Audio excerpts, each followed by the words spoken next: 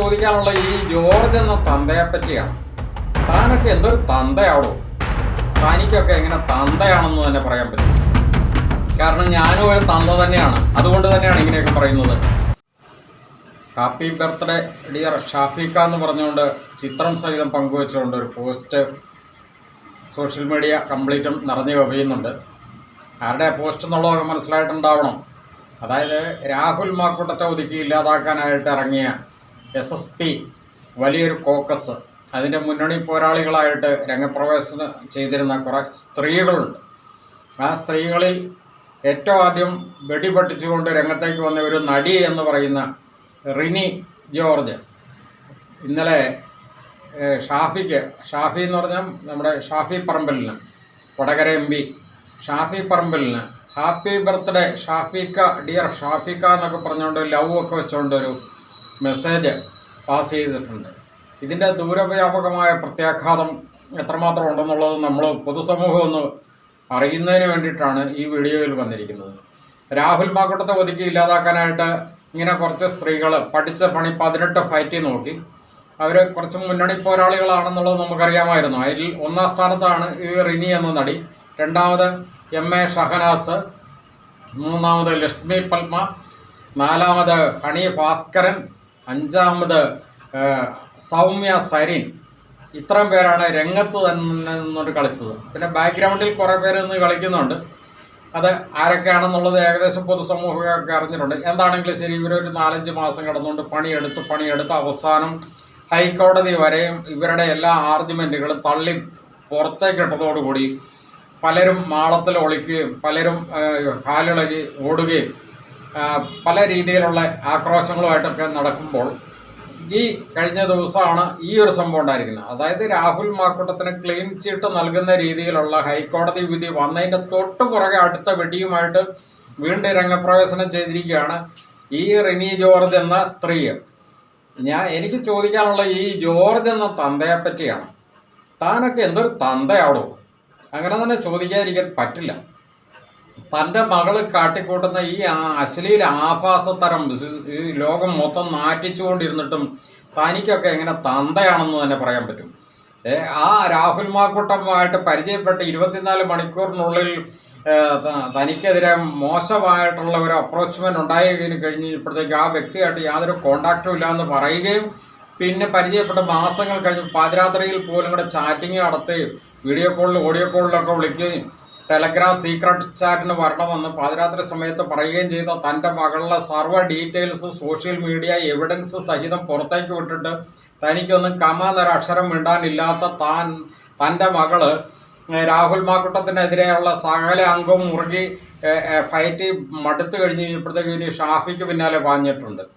എന്തുകൊണ്ടാണ് തനിക്കൊക്കെ തന്തയാണെന്ന് പറഞ്ഞുകൊണ്ടിങ്ങനെ ഇരിക്കുന്നത്? ഇവിടെ സാമാന്യ തന്തമാർ ചെയ്യുന്ന ചില കർത്തവ്യങ്ങളും കടമകളും ഉത്തരവാദിത്തങ്ങളും ഒക്കെ ഉണ്ട്. മകള് കുറച്ചൊക്കെ ഒന്നും മര്യാദയ്ക്ക് നിൽക്കാനായിട്ട് പറഞ്ഞ് മനസ്സിലാക്കി പഠിപ്പിക്കുകയൊക്കെ ചെയ്യേണ്ട ഉത്തരവാദിത്തമൊക്കെ ഉണ്ട്. ഇത്രയും രീതിയിലൊക്കെ കുത്തഴിഞ്ഞൊരു മകളെ വിടാവോ ഒരു തന്ത എന്ന നിലയ്ക്ക്? അതുകൊണ്ട് തന്നെ ഞാൻ ഈ വീഡിയോയിൽ ഏറ്റവും കൂടുതൽ പരാമർശിക്കുന്ന ഈ റിനി ജോർജിൻ്റെ തന്തയായ ജോർജിനോടാണ്. കാരണം ഞാനും ഒരു തന്ത തന്നെയാണ്. അതുകൊണ്ട് തന്നെയാണ് ഇങ്ങനെയൊക്കെ പറയുന്നത്. എനിക്ക് 10-60 വയസ്സിന് മുകളിലുള്ള ഒരു വ്യക്തി കൂടിയാണ്. എനിക്കുണ്ട് മകളൊക്കെ. ഈ രീതിയിലൊക്കെ ഒരു മകളെയൊക്കെ തുറന്നു വിടുക. ഇപ്പം പൊതുവെ നോക്കുമ്പോൾ അതിനകത്ത് എന്താണ് തെറ്റിരിക്കുന്നത്? ഒരാളുടെ ഹാപ്പി ബർത്ത്ഡേ ആശംസിച്ചതിനകത്ത് എന്താണ് തെറ്റിരിക്കുന്നത്? ലവ് എന്നൊക്കെ പറഞ്ഞു കഴിഞ്ഞാൽ സ്നേഹം നല്ല വാക്കിന് അർത്ഥമുള്ളൂ എന്നൊക്കെ വേണേൽ പറഞ്ഞ് മെഴുകി ന്യായീകരിക്കാം. പക്ഷെ ഒരു കാര്യം മനസ്സിലാക്കണം, ഈ രാഹുൽ മാക്കൂട്ടത്തിനെ ഷാഫി പറമ്പലിനെയാണ് ഈ എതിർ കക്ഷികൾ ഏറ്റവും കൂടുതൽ ഉന്നം വെച്ചിരുന്നത് എന്നുള്ളത് നമുക്ക് കൃത്യമായിട്ട് അറിയുകയും ചെയ്യാം. അതുപോലെ തന്നെ രാഹുൽ മാക്കൂട്ടത്തിന് ഈ ക്ലീൻ ചീട്ട് ഹൈക്കോടതിയിൽ നിന്ന് നൽകിയ ആ ദിവസം തന്നെയാണ് ഈ സ്ത്രീ ഷാഫിക്കയുടെ ഇങ്ങനെ ഈ ലവുമായിട്ട് വന്നിരിക്കുന്നത്. ഈ ലവിനകത്ത് സ്നേഹം എന്ന് മാത്രമല്ല, സ്നേഹമെന്നും പ്രേമെന്നും ഒക്കെ അർത്ഥങ്ങളുണ്ട് മലയാളത്തിൽ വരുമ്പോൾ. ആ സ്ത്രീക്ക് എന്തോ ഒരു ഭയങ്കരമായ ദുരുദ്ദേശം ആ സ്ത്രീയും ആ സ്ത്രീയുടെ പിന്നിൽ കിടന്നുകൊണ്ട് കളിക്കുന്നവരും. ഇതൊക്കെ എത്രമാത്രം അശ്ലീലമാണ്. പണ്ട് കാലത്തൊക്കെ ഇങ്ങനെ സ്ത്രീകളെ ഇറക്കി ഓരോ യുവ നേതാക്കന്മാരെ ഓരോ ഉന്നത വ്യക്തികളെയൊക്കെ നശിപ്പിക്കാനായിട്ട് ഇറങ്ങുന്ന കുറേ ജന്മങ്ങളുണ്ട്. ആ ജന്മങ്ങളുടെ ഏറ്റവും വലിയൊരു പ്രത്യക്ഷത്തിലുള്ള ഒരു ഉദാഹരണം അല്ലെങ്കിൽ പ്രത്യക്ഷത്തിലുള്ള ഒരു പുതിയൊരു അവതാരമല്ല ശരിക്കും പറഞ്ഞു കഴിഞ്ഞാൽ ഈ റിനി ജോർജ് എന്ന നടി എന്ത് നടിയാണ്, അവർക്ക് സിനിമയിലും സീരിയലിലൊന്നും ചാൻസില്ലെന്നും പറഞ്ഞുകൊണ്ട് ഇങ്ങനെ രാഷ്ട്രീയത്തിൽ ഇറങ്ങിയിട്ട് ഈ നാടകം കളിക്കുന്ന നടിയായിട്ട് മാറുന്ന എത്രയൊരു അധപ്പതനമാണ്. ഇതൊക്കെ എന്തൊരു സാമൂഹ്യ വിപത്താണ്, ഇതൊക്കെ സമൂഹത്തിൻ്റെ ക്യാൻസറാണ് ശരിക്കും പറഞ്ഞു കഴിഞ്ഞാൽ. അതുകൊണ്ട് തന്നെയാണ് ഇതിനകത്തൊക്കെ ശക്തമായിട്ടൊന്ന് പറയാനെങ്കിലും തോന്നുന്നത്. ആ മനുഷ്യൻ നല്ലൊരു രാഷ്ട്രീയ നേതാവാണ്.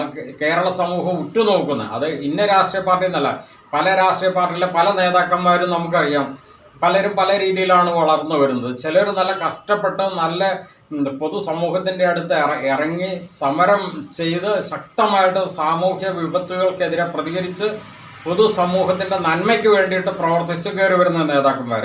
ചിലവരൊക്കെ ഉണ്ട് ഉന്നത നേതാക്കന്മാരുടെ പെട്ടി തൂക്കി നടന്നുകൊണ്ട് അലക്കി തേച്ച ഷർട്ടും മുണ്ടും മാത്രം ഇട്ടുകൊണ്ട് വലിയ ഫാഷനും നടത്തി ഈ ഡയലോഗ് മാത്രം അടിച്ച് രംഗത്തേക്ക് ഉയർന്നു വരുന്ന നേതാക്കന്മാരുമുണ്ട്.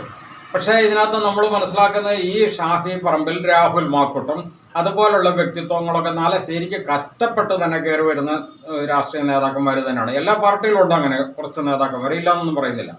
അപ്പോൾ അങ്ങനെയുള്ള നേതാക്കന്മാരെ നശിപ്പിക്കാനായിട്ട് തന്നെ ഇങ്ങനെ കുറച്ച് അവതാരങ്ങൾ രംഗപ്രവേശനം ചെയ്യുന്നത് വളരെ അശ്ലീല അപഹാസ്യമാണ്. സോഷ്യൽ മീഡിയ ആയിട്ട് അലക്കുന്നത് തന്നെയുണ്ട്. എന്താണെങ്കിലും പൊതുജനത്തിൻ്റെ വികാരം, പൊതുജനത്തിൻ്റെ അഭിപ്രായം അതിനകത്ത് എന്താണെന്നുള്ളത് അത് തന്നെയാണ് ഞാനിവിടെ പറയാനായിട്ട് ഉദ്ദേശിക്കുന്നത്, അല്ലെങ്കിൽ ഞങ്ങൾ പറയാനായിട്ട് ഉദ്ദേശിക്കുന്നത്. ഇപ്പം മറ്റൊരു അവതാരമായിരുന്നല്ലോ MA ഷഹനാസ്, അവർക്ക് രാഹുൽ മാക്കൂട്ടമായിട്ട് നേരിട്ട് യാതൊരു ബന്ധങ്ങളും ഇല്ലയെന്ന് അവർ തന്നെ പറയുക. രാഹുൽ മാക്കൂട്ടമാണെങ്കിൽ അവരെ പറ്റി കമാന്നൊരക്ഷരം മോശമായിട്ട് പോലും പറഞ്ഞിട്ടില്ല. പക്ഷേ അവർ വാർത്താ സമ്മേളനം നടത്തി പോലും കൂടെ ഒരു സാധാരണ ഒരു വാക്കിലല്ല, വാർത്താ സമ്മേളനത്തിൽ രാഹുൽ മാക്കൂട്ടത്തിനെതിരെ അതിനിശീതമായിട്ട് വളരെ താറടിച്ച് ഒരു മനുഷ്യനെ ഈ സമൂഹത്തിൽ എത്രമാത്രം മോശമായിട്ട് ചിത്രീകരിക്കാവോ ആ രീതിയിലെല്ലാം വാർത്താ സമ്മേളനത്തിലൂടെ അവർ പറയുകയും ചെയ്തു. എന്നാൽ അവരുടെ വ്യക്തിപരമായ കാര്യങ്ങളിലേക്ക് വന്നു കഴിഞ്ഞപ്പോഴത്തേക്കും അവർക്കെതിരെ വന്നിരിക്കുന്ന ആരോപണങ്ങളും മറ്റു കാര്യങ്ങളൊക്കെ ഭീകരമായ രീതിയിലാണ് ഇപ്പോൾ കേൾക്കുന്നത്. അതായത് ഒരു കോൺഗ്രസിൻ്റെ സാഹിതി ഗ്രൂപ്പിൻ്റെ എന്തോ ഒരു ഭാരവാഹിയാണെന്നൊക്കെ പറയുന്നുണ്ട്. അവർ വ്യാജരേഖ ചമയ്ക്കൽ, ആൾമാറാട്ടം നടത്തൽ, വിദേശ യാത്ര, പിന്നെ അവർ വിദേശത്തു നിന്നുള്ള എന്തോ ഫണ്ടിങ്ങിൻ്റെ ഒക്കെ കാര്യങ്ങൾ നടത്തുന്നു. അതുപോലെ രാജ്യദ്രോഹ കുറ്റം വരെ നടത്തിയിട്ടുണ്ടെന്നൊക്കെയാണ് ഇപ്പോൾ പറഞ്ഞു കേൾക്കുന്നത്. അതുപോലെ തന്നെ വ്യാജ IAS ഉണ്ടെന്ന് പറയുന്നു. അതുപോലെ തന്നെ അവർ മുസ്ലിം മതവിഭാഗത്തിൽപ്പെട്ടതാണെങ്കിലും മറ്റേതോ ഒരു മതവിഭാഗമായിട്ടുള്ള പേരുകൾ സമ്പാദിച്ചിരിക്കുന്നു. അങ്ങനെ പലവിധ ഗുരുതരമായ ആരോപണങ്ങൾ നേരിടുന്നുണ്ട് ഇപ്പോൾ ആ സ്ത്രീ എന്ന് തോന്നുന്നു. അവർക്കെതിരെ ഓൾറെഡി പോലീസിൽ പരാതിയുണ്ടെന്നാണ് പറയപ്പെടുന്നത്. എന്താണെങ്കിലും ഇവരുടെയൊക്കെ ഉദ്ദേശം എന്താണ്? മറ്റൊരാളായിരുന്നു നമുക്കറിയാം, ലക്ഷ്മി പൽപ്പ. അവരാണെങ്കിൽ വലിയ മാധ്യമ പ്രവർത്തകയാണ്, ഭയങ്കരമായിട്ടുള്ള അവർ ഈ അതിജീവിതകൾക്കൊപ്പം നിന്നുകൊണ്ട് പോരാടിയെന്നൊക്കെയാണ് പറഞ്ഞത്. ഇപ്പോൾ അതിജീവിതകളുടെ എല്ലാ രൂപരേഖയും വ്യക്തമായിട്ട് ഹൈക്കോടതി വരെ പൊളിച്ചടുക്കി കയ്യിലേക്ക് തന്നു. നിങ്ങൾ പറഞ്ഞിരുന്ന രണ്ട് കാര്യങ്ങൾ ഫ്ലോപ്പായിപ്പോയി. ഒന്ന്, നിങ്ങൾ പറഞ്ഞിരുന്നത് ഇതിനകത്ത് ബലാത്സംഗം എന്ന് പറഞ്ഞിരുന്ന കാര്യങ്ങൾ ഹൈക്കോടതി അത് പൊളിച്ചടുക്കി കയ്യിലേക്ക് കൊടുത്തു. അവിടെ അങ്ങനെ ഒരു സംഭവമില്ല എന്നുള്ളത്. ഇനി ധാർമ്മികമായിട്ടുള്ളൊരു കുറ്റം ആരോപിക്കാൻ പോലും ഇല്ല എന്നുള്ളത് ഹൈക്കോടതി പറഞ്ഞു. ധാർമ്മികമായിട്ടാണെങ്കിൽ രാഹുൽ മാക്കൂട്ടത്തെക്കാൾ ഉപരി ധാർമ്മികമായിട്ടുള്ള കുറ്റം ചെയ്തിരിക്കുന്നത് ഈ കൂട്ടുപങ്കാളിയാണെന്നുള്ളത് ഹൈക്കോടതി ക്ലിയറായിട്ട് വെളിപ്പെടുത്തി. കാരണം എന്താണെന്ന് വെച്ച് കഴിഞ്ഞാൽ കൂട്ടുപങ്കാളി ഭർത്തൃമതിയായ സ്ത്രീയാണ്. നേരെ മറിച്ച് രാഹുൽ മാക്കൂട്ടം അവിവാഹിതനായ യുവാവാണ്. അങ്ങനെ ധാർമ്മികതയുടെ കുറ്റം നോക്കിക്കഴിഞ്ഞ് കഴിഞ്ഞാൽ പോലും കൂടെ ഈ കൂട്ടുപങ്കാളിയായിട്ടുള്ള സ്ത്രീയാണ് ഏറ്റവും കൂടുതൽ ധാർമ്മികമായിട്ട് പോലും കുറ്റം ചെയ്തിരിക്കുന്നത്. ഇനി അതിനേക്കാൾ എല്ലാം ഉപരി ഏറ്റവും കൂടുതലായിട്ട് നിങ്ങൾ മുമ്പോട്ട് കൊണ്ടുവന്നത് എന്താണ്? ഗർഭചിത്രത്തിൻ്റെ കാര്യമായിരുന്നു. ഗർഭചിത്രം പോലും കൂടെ ഹൈക്കോടതി കൃത്യമായിട്ട് പറഞ്ഞിട്ടുണ്ട്. കാരണം ഈ സ്ത്രീയാണ് ശരിക്കും പറഞ്ഞാൽ ഇതിന് മുൻകൈ എടുത്തതെന്നുള്ളത് ഹൈക്കോടതി പറഞ്ഞിട്ടുണ്ട്. അവിടെ രാഹുൽ മാക്കൂട്ടം കുറ്റക്കാരനല്ല ശരിക്കും പറഞ്ഞില്ല. അപ്പം ഈ ലക്ഷ്മി പൽമയൊക്കെ ഉയർത്തിക്കൊണ്ടുവന്ന ആ ആർഗ്യുമെൻ്റ് എന്ന് പറയുന്നത് എത്രമാത്രം അപഹാസ്യമായിരുന്നു. ഈ ലക്ഷ്മി പൽമയാണെങ്കിൽ രാഹുൽ മാക്കൂട്ടത്തിനോടൊപ്പം ഇരുന്നുകൊണ്ട് ആ ആഹാരമൊക്കെ കഴിക്കുന്ന വലിയ ചിത്രങ്ങളും കാര്യങ്ങളൊക്കെ പുറത്തേക്ക് ഓൾറെഡി വന്നിട്ടുണ്ട്. ഇനിയിപ്പോൾ അത് രാഹുൽ മാക്കൂട്ടത്തിൻ്റെ ഇത്തരം കേസുകളായിട്ട് ഇടപെടുന്നതിന് മുമ്പാണെന്നാണെങ്കിൽ ലക്ഷ്മി പൽമയ്ക്ക് വാദിക്കാം. ശരി, ആയിക്കോട്ടെ.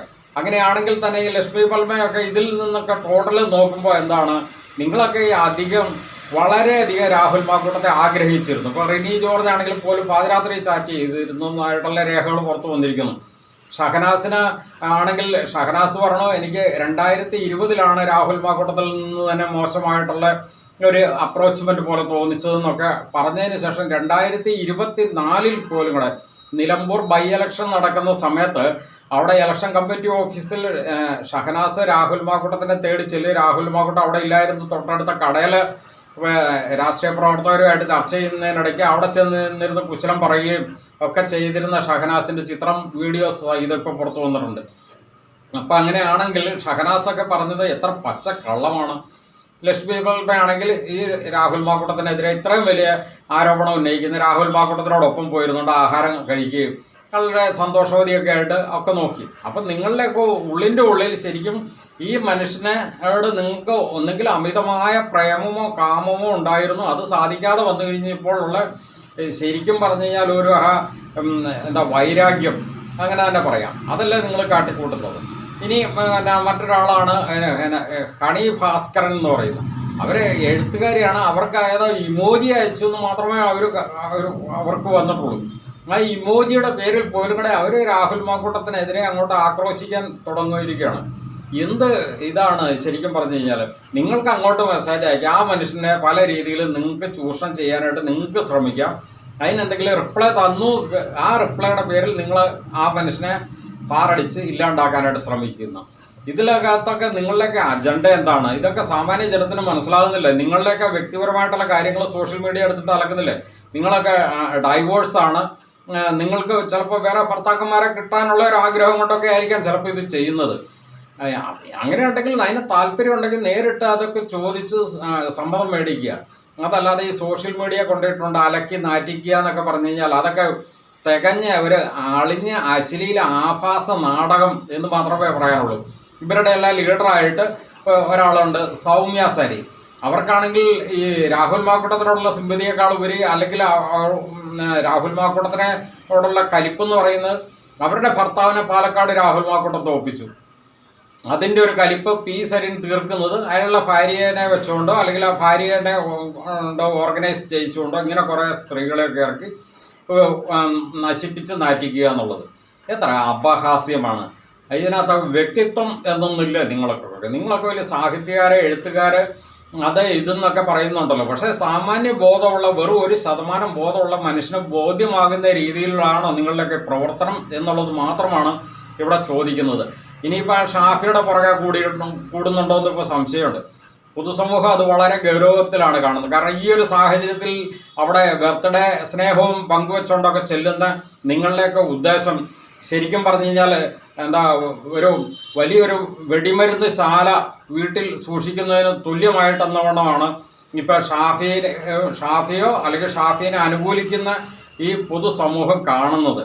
ഇനിയിപ്പോൾ അയാളെ കൂടി കൊടുക്കാനുള്ളതാണ്. അയാളൊക്കെ മാന്യമായിട്ടൊരു കുടുംബമായിട്ടൊരു ജീവിക്കുന്ന ഒരു വ്യക്തിയും കൂടിയാണ്, രാഷ്ട്രീയ നേതാവ് മാത്രമല്ല. അതിനേക്കാൾ ഒരു പൊതുസമൂഹത്തിന് ആ വ്യക്തിയൊക്കെ വളരെ ആവശ്യമുള്ളതാണ്. കാരണം അവരൊക്കെ നല്ല കഷ്ടപ്പെട്ട് പൊതുസമൂഹത്തിന് വേണ്ടി ഇവിടെ അനീതിക്കെതിരെ അതിശക്തമായ സമരങ്ങളിലൂടെ ഉയർന്നു വരുന്ന നല്ല ക്വാളിറ്റിയുള്ള നേതാക്കന്മാരാണ് ശരിക്കും പറഞ്ഞാൽ അവരൊക്കെ പെട്ടെന്ന് ഒരു സുപ്രഭാതത്തിൽ ഉമ്മൻചാണ്ടി സാറിനെതിരെ പണിത പണി പോലെ ഇല്ലാതാക്കാനായിട്ട് ശ്രമിക്കുന്ന ഈ നിഗൂഢ ശക്തിക്ക് വേണ്ടി പ്രവർത്തിക്കുമ്പോൾ സ്വാഭാവികമായിട്ടും പൊതുസമൂഹത്തിൻ്റെ ജനവികാരം അതിശക്തമായിട്ട് ഉയർന്നു വരിക തന്നെ ചെയ്യും.